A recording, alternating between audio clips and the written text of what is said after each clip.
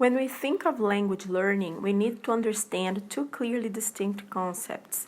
One involves receiving information about the language, transforming it into knowledge through intellectual effort, and storing it through memorization.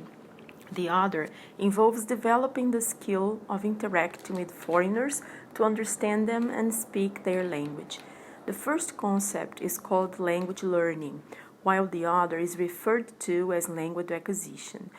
These are separate ideas and will show that neither is a natural consequence of the other.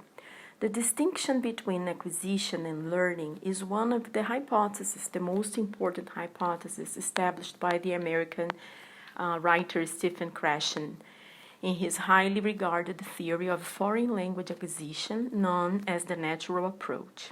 Well, let's talk first about language acquisition. Language acquisition refers to the process of natural assimilation involving intuition and subconscious learning. It is the product of real interactions between people in environments of the target language and culture, where the learner is an active player. It is similar to the way children learn their native tongue, a process that produces functional skill in the spoken language without theoretical knowledge. It develops familiarity with the phonetic characteristics of the language as well as its structure and vocabulary, and is responsible for the oral understanding, the capability for creative communication, and for the identification of cultural values.